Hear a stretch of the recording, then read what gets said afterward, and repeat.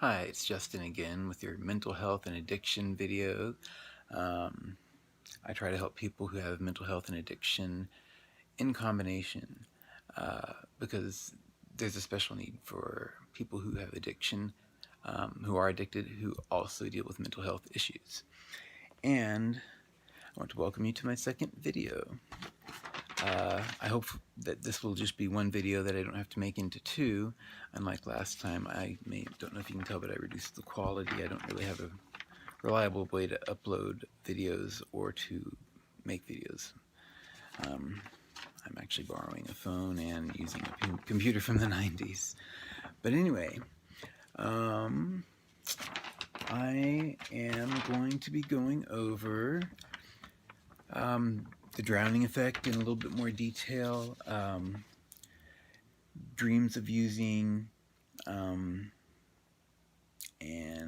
we'll talk about the homework too. And that's not all. But see, I'm still trying to figure out how to organize my YouTube channel to make it easier to find my videos, but I'm using a computer that's so old. It has XP on it, and I don't really have a reliable camera way to upload, so your patience is very much appreciated. I'm going to try my best to make this just one video, but it may not be possible, so check and see if there's more parts to episode 2. I have also had trouble figuring out how to link certain references as videos to my page or channel when I talk about certain things, such as educating videos on bipolar disorder, borderline personality disorder, and others. So please be patient while I figure that out. I'm also using just an old, what you just heard is an old government phone, your crappy government phone. It's not working very well either. But anyway, the topics today are the homework, legal alternatives, which some people feel are they disagree on it, but sometimes. But as someone who's been there, I'll just tell you how I feel about it, and you can make your decision. Dreaming of using, and feeling uncomfortable when you're in a new situation. And I'm just going to try to go over the drowning effect if there's time. So, legal alternatives are things that you can use that are natural, such as, I will say Kratom helped me get off of opiates. Great deal. And since I have chronic pain problems anyway, I do still take some Kratom. And then there's stuff like Kava, which is like a natural, it helps you go to sleep or relax. I guess some people have compared it to like benzodiazepines, but these are all natural things, and I don't believe there are, especially with the Kava, I don't believe there's like addictive qualities to it, as addictive at least. And I know on Kratom it's not as addictive as heroin or something like that, but it does work on the opiate receptors, and the thing is you can't really overdose on it at all because you'd throw it up, so it's pretty safe to use. Those are some of the alternatives. I will try to post a link to a Kratom information website where you can also place orders and learn about it, if I can. Those are legal alternatives. Although I do want everyone to know that I totally support however you view sobriety, and it's important that you know what that means for you, because some people truly need prescriptions or treatments of some kinds to avoid instability in their physical health or even their mental health. Some people have chronic pain problems, which I personally can relate to. I took opiates for many years, did heroin for many years, and if I had been in a car wreck, they wouldn't have been able to get me out of pain. I mean, there's other reasons not to use, such as overdosing, which I also did in the hospital. So, legal alternatives are better than street drugs. Although, if you can get away from anything at all, that's fine. But you got to decide what sobriety looks like to you. Are you still able to function? Are you able to take Kratom without saying, "Oh my God, I want to go home and take some Kratom"? If you're taking it like that, it may not work for you. But if you can really manage it out, because you're not gonna get so fucked up on it that you're going to be like, oh my God. It's not even getting fucked up. It helps with pain and with cognitive, like, clear thinking. I'm just trying to be real with y'all. It does help with pain. At first, there's a little bit of a euphoric effect, but it's not anything like an addictive quality to like an opiate pain medication. Anyway, I'm trying to make this quick so I don't have to do 2 videos. Those are legal alternatives. And I will try to post videos to that. I know one place is Coyote Kratom, KIODYKRATOM.com. There are some suppliers here locally in Colorado Springs that I use and I recommend.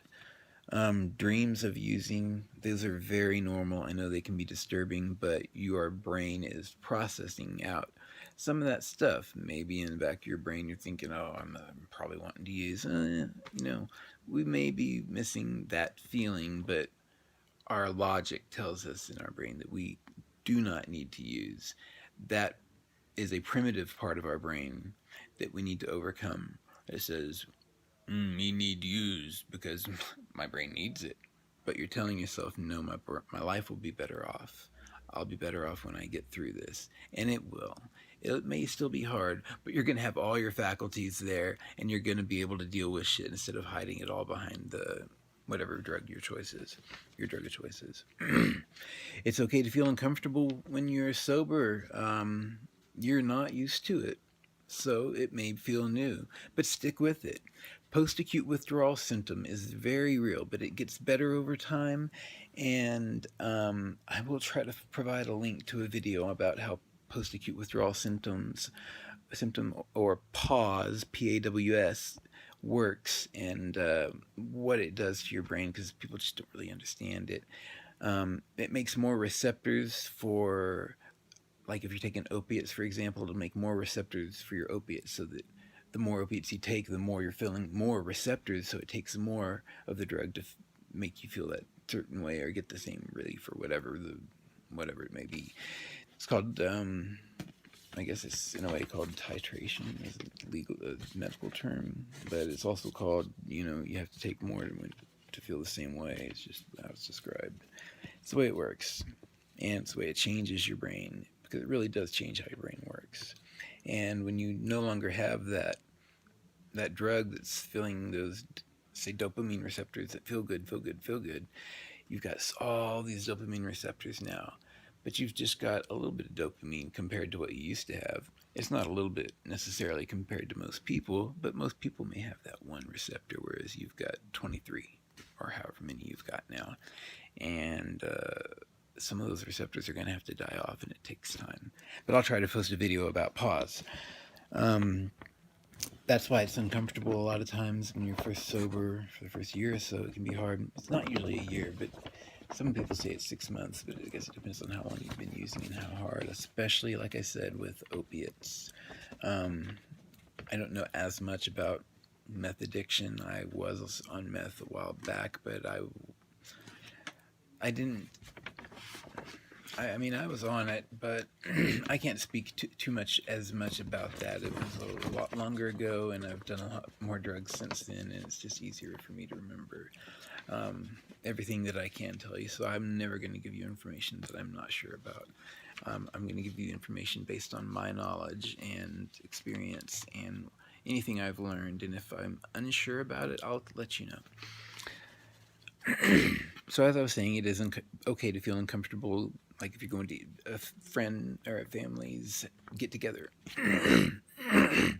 You're like, okay, I'm sober now. I'm going to go hang out with my friends and family. And then partway through or maybe after, you're just like, why wasn't that as fulfilling as it used to be? What's wrong with me? I love my family. You do love your family, but it's something that's going on with your brain, post-acute withdrawal symptoms. Now,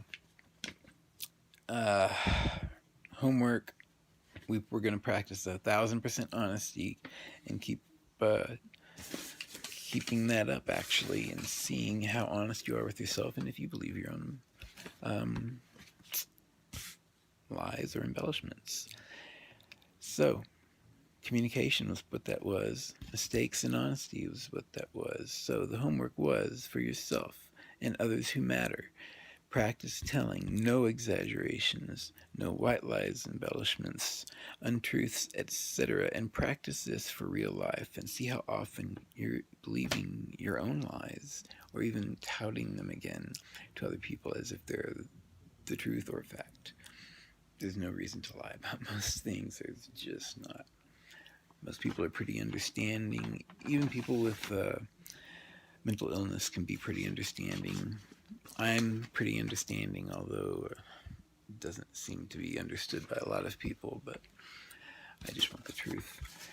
The truth will set you free. No, this ain't no freaking old-timey religious show. The truth is just, it's just respectful. So, I hope I've covered some of the things that I meant to cover today. I know this is a much shorter video. I apologize. There's apparently you think the world's coming to an end or something, so people are freaking out and driving crazy, and I've had much less time to dedicate to this page lately because I've had to be trying to get by myself. So if you want to make any donations to support this page, I would certainly help it. Appreciate it. It would definitely help. Ask me any questions you may have. Feel free. Please subscribe to my channel. I'm going to try my best to organize this the best way that I can, but hit that subscribe button. It should be somewhere around here. It's red. Alright, thanks for watching. Be nice to each other, love each other, and just try to get past any hurtful things, because especially with people with mental illness, the reaction can feel like it's the only way at the time, which is part of the drowning effect, which I kind of wanted to go over.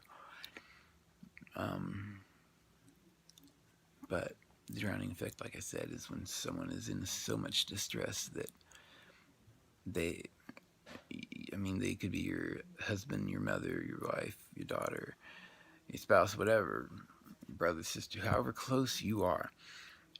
And if they, for some reason, mentally ill and in a situation where they're panicking so much